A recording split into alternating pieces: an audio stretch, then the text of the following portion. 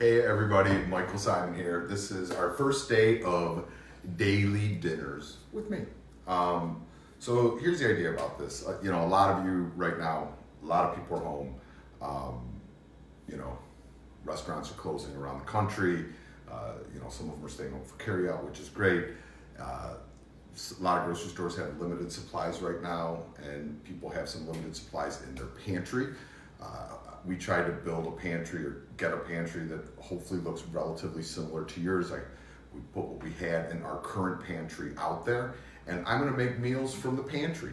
And what I really wanna show you during the course of this is there's gonna be lots of abilities to use substitutions. Like if I say beans, you could use any beans. We could mix up different proteins. We could substitute different shapes and sizes of pasta. If you can't find fresh onions and fresh celery, you could use a little bit of onion powder or celery salt. There's a lot of different ways to get where we need to be. What I hope and my goal is that you can get a delicious meal on your table for your family in not a ton of time, for not a ton of money. As we know, the kitchen table and food brings people together. And I think in this time, that's what we need more than anything else. So we're gonna do a one-pot chicken. The first thing you need a good sized pot. It doesn't matter what size, shape, steel, enamel, cast iron, copper, don't worry about it. Big pot. Put the pot on the stove, get it over a medium heat, let it start getting hot for yourself for a little bit. I have 2 pounds of chicken here. I have chicken thighs. You could use chicken legs. You could use ground chicken. You can use a whole chicken cut in a piece, breast, bone in, skin on, doesn't matter. And you could even use another protein. You can make the same dish with pork chops if you wanted to. So this is gonna all be about kind of technique and how we get these great flavors in very simple food. So we have our chicken thighs. I'm gonna season them with a little bit of salt and pepper on both sides. And then we will get them cooking first. One of the questions, and thank you for all the questions and comments about different things you were looking to make or things that you had. When we posted this recipe yesterday, and we posted the meal plan for the 10 days, all the meals 2 days ago, a day ago, and every day, around after the class, we'll be posting the recipe for the next day.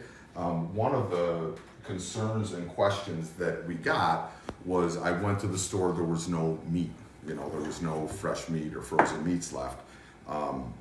So if you had canned chicken, canned tuna, canned salmon, you could also use this in the dish. It won't go in the searing method. We would put it in at the end, and I'll tell you when that's gonna happen. So I have my pan over medium heat. I'm gonna add a couple tablespoons. I'm using grapeseed oil here, but pick a fat, any fat, whatever fat you have in your home will work perfectly for this dish. Don't be concerned if it's olive oil, chicken fat, bacon fat, duck fat, grapeseed oil, canola oil. We're not worried about that. Next, we are gonna take our seasoned chicken thighs. Here's one of these. There's advantages and disadvantages of doing this not being in a studio. Disadvantages, there's a pimple here on my cheek that no one's covering up with makeup. Advantage is I could cook in my slippers. So I hope you are cooking in your slippers too. So we're gonna take this chicken and we are going to place it skin side down in our hot pan. And then once this gets in there, we're gonna let the pan do the work and let that chicken get crisp. And we're good for a couple minutes now. And did you say the skin stays on or comes off? This is skin on, so I'm gonna let the skin get crunchy. Thank you, Liv, for the question. If you have skinless, that's okay. We're just gonna brown both sides the exact same way that we would if it had skin or no skin. If it doesn't have a bone, it's just gonna speed up the cooking time, but no big deal there either. So this is gonna take a minute or two. While that's happening, I'm gonna cut up, I have an onion, carrot, celery, garlic. I have 1 can of cannellini beans that I rinsed. Any beans will work here. Kidney beans, black beans, even chickpeas will work great in this. So don't get too caught up in that. Any other questions, Liv? A lot of people just checking in from around the world. Let's check. Nope, no questions yet. So All far, right. everyone's doing okay so All far. right, we like that. This is gonna be a big cook-along, guys. So, a couple things I like to do when I'm setting up the cook. Got a little bowl of the side that you could throw your kind of garbage in. We're just slicing the onion thin. It's a medium onion. Again, if you were having trouble finding fresh produce and you still want that onion flavor, in this kind of situation, I have no problem with anybody using onion powder, garlic powder, any of those things. Someone's asking, how do you use dried beans? Dried beans. So if we were using dried beans, and there's a lot of those out there right now too, and they are readily available in most stores, we cook them ahead of time. So in a perfect world, you would soak them in water for a night, and then you could rinse them off and then start them in cold water and just cook until they're tender.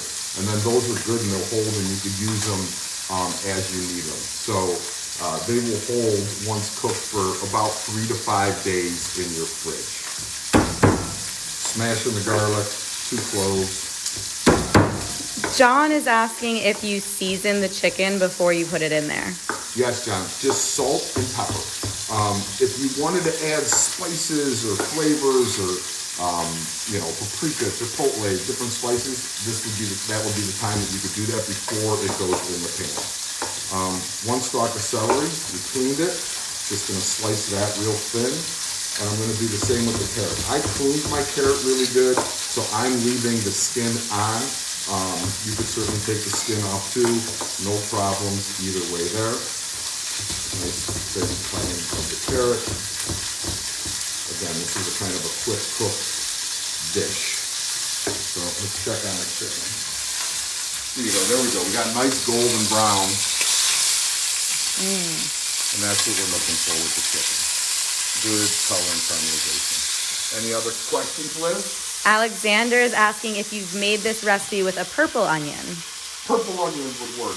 Leeks would work. Pearl onions would work. Pick an onion, any onion. Again, a lot of times when a lot of you, I know right now, are going to your grocery store, you're having trouble finding certain things. Don't worry about it. Get the onion that they have available. If they don't have fresh, like I said, spices would work. Same thing, if you can't find fresh carrots, celery, and they have frozen, you could get that. If you can't find either, celery salt would work for a flavor enhancer here. So don't let, I want to teach you guys how to cook things, not to get kind of caught up with the recipe and what the grocery store has or doesn't have. We'll still be able to get a great meal on the table with a lot of ability to substitute. All right, so chicken gets flipped. I'm gonna move that over in my pan a little bit. You see that, Liz? Oh yeah. Get the other side brown. And as that's happening, we'll add in, get our onions in there. And our celery and carrot.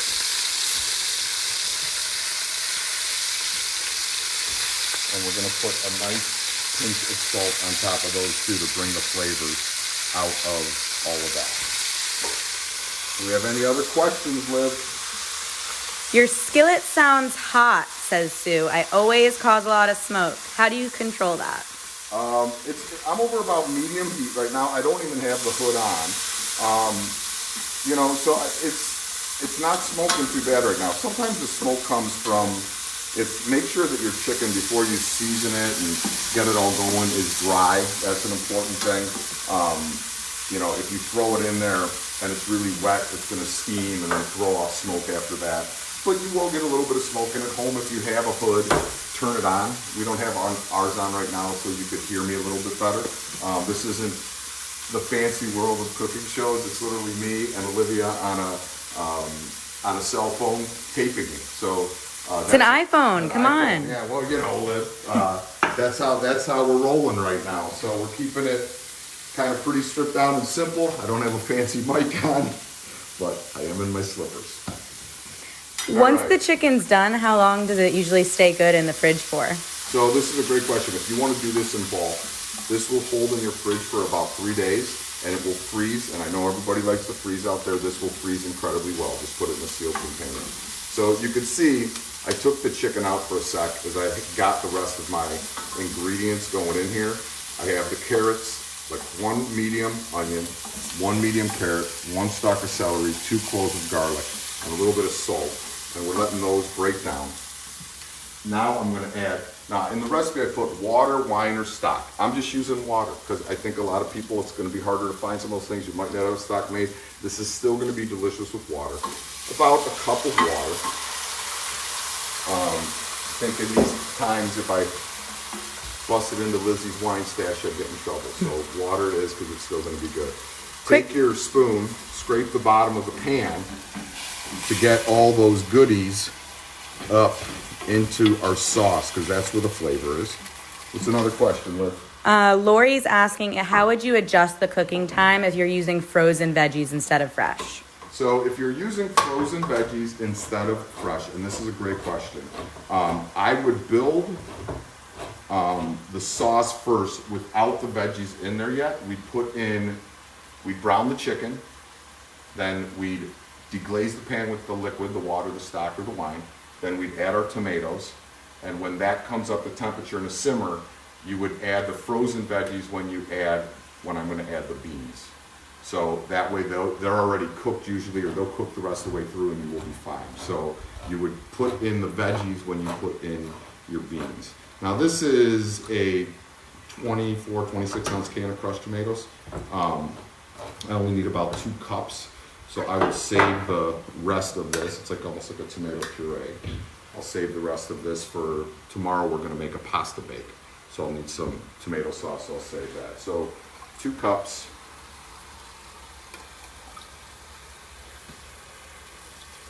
Liv isn't real tall, so she's up on her tiptoes right now. Working with what I have. Any other questions?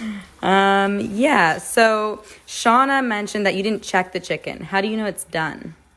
The chicken is not done yet. So what's going to happen is when I put this tomato sauce in here, and now I'm going to add my beans. 1 can of, I use cannellini, but any bean you have. And we stir this. We're going to bring this back up to a simmer. We're going to put the chicken in. I'm going to put it in the oven then and let it finish. And that's when we'll take some more questions. And I'll go over some other like fun little tips for you guys. So the chicken has to cook all the way through. The best way to check chicken, if you're unsure, is you need to cook chicken to 160 degrees.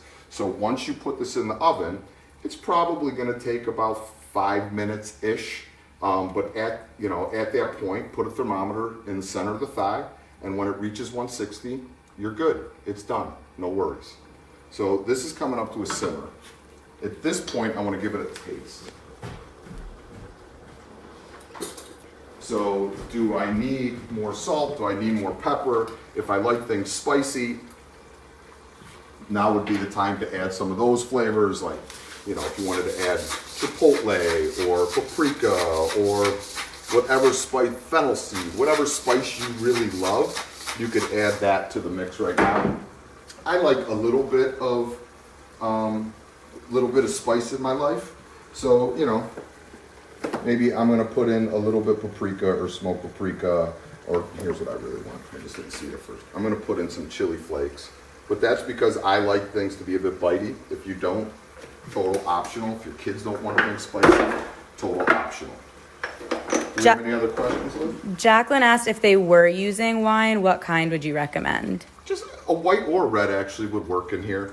It doesn't have to be anything fancy. I prefer wines that aren't super oaky, but wines that you like to drink, and chefs say this all the time, if it's a wine that you like to drink, you'll like it in your food.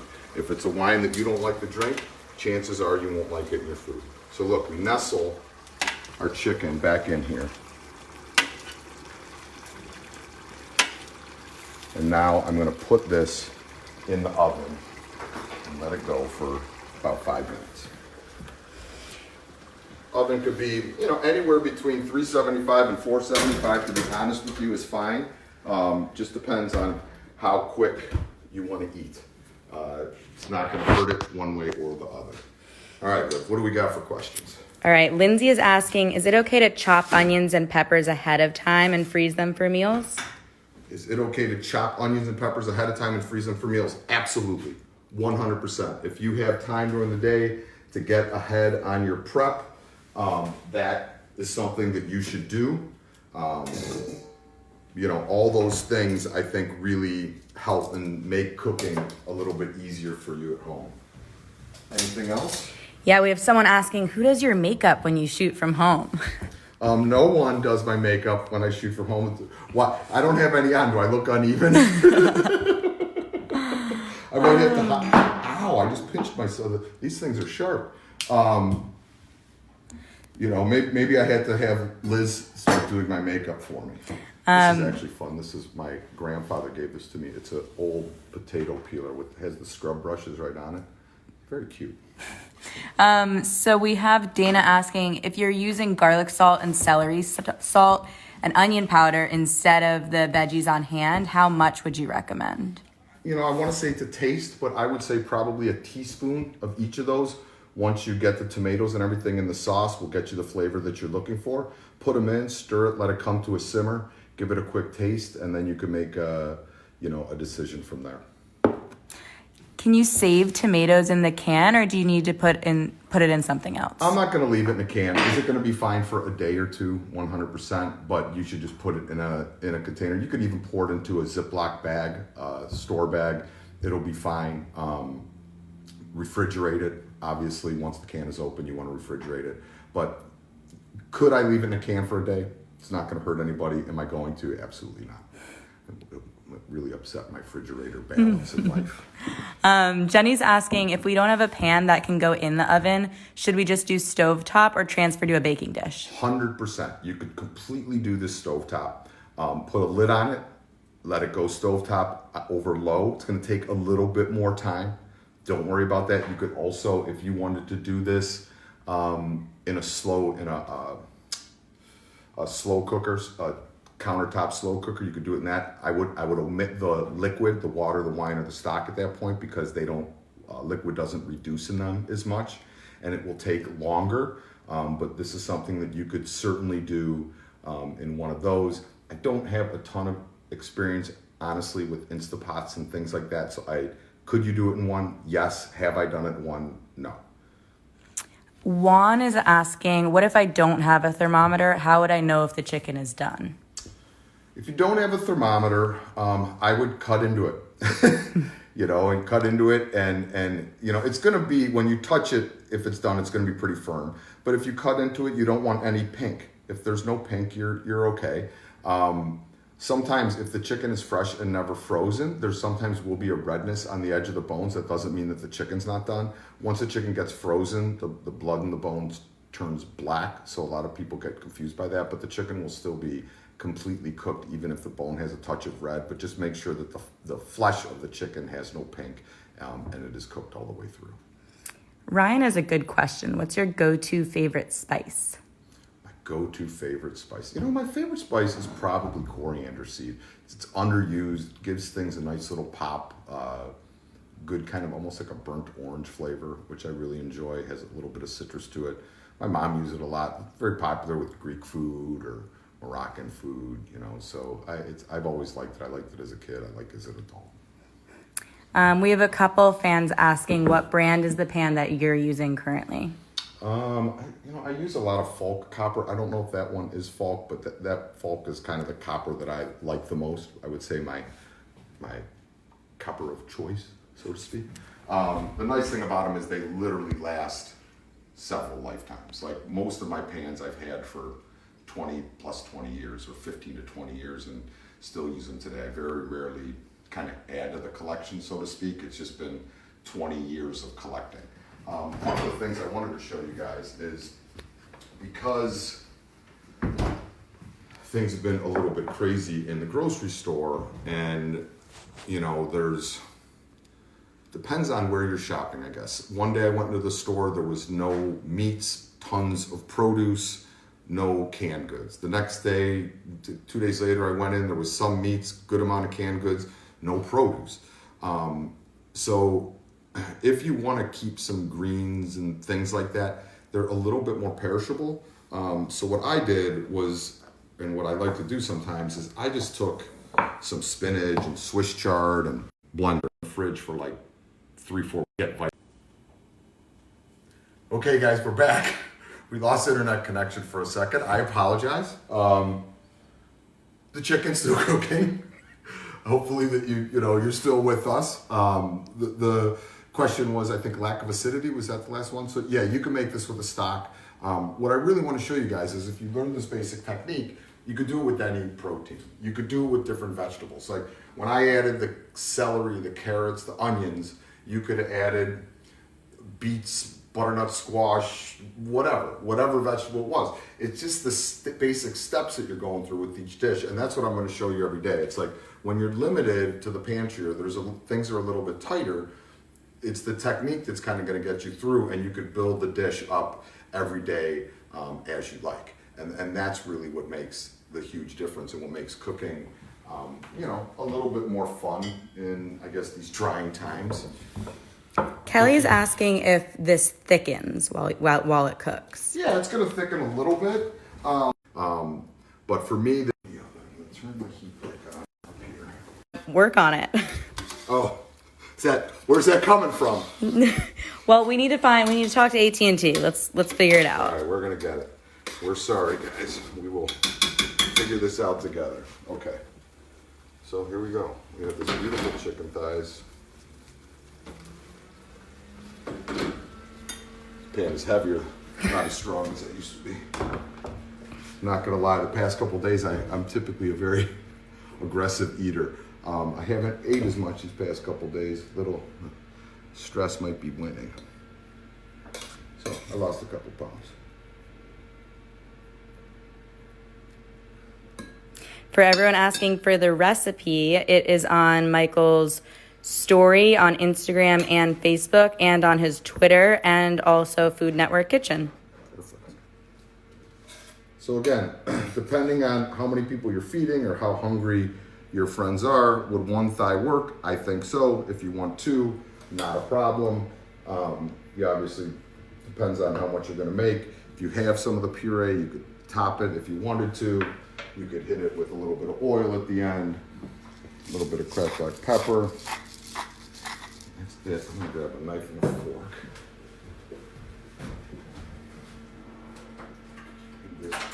If someone did want to do a side with this, did you talk about that already? Because yeah, a few people. I think with a side, a nice salad would work. I think rice, like either a basmati or a rice pilaf or a risotto or simple pasta. Any of those things would work. I mean, then it just gets into a little bit of dealer's choice, what you kind of like. Chicken is cooked perfectly all the way through. It's scorching hot. Look at that.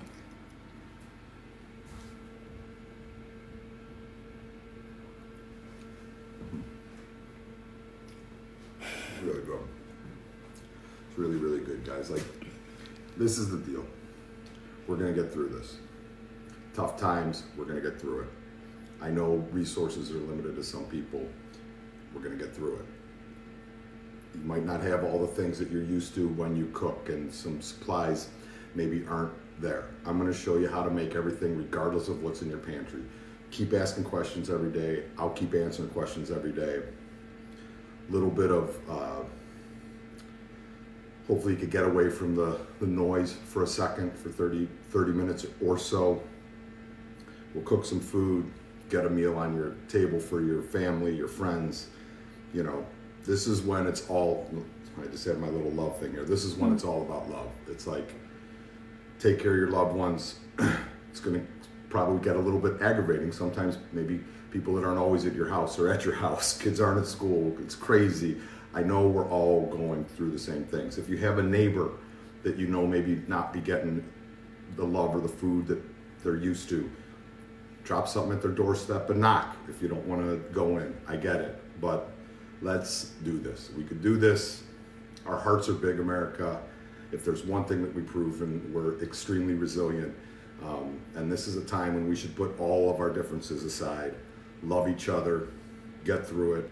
If you need more recipes too, remember Food Network Kitchen also has an app, which is fantastic. I have hundreds of recipes on there, as do the rest of the talent on Food Network, but I'm gonna be on Food Network live on Facebook every day at 5. Food Network Kitchen. Food Network Kitchen live. Thanks, Liv. We'll also put it up on my Instagram page and my Facebook page later. But if you want to get in on the live, it's 5 o'clock on Food Network Kitchen on Facebook. Got the questions answered. I love you, America. Be strong. We can do this.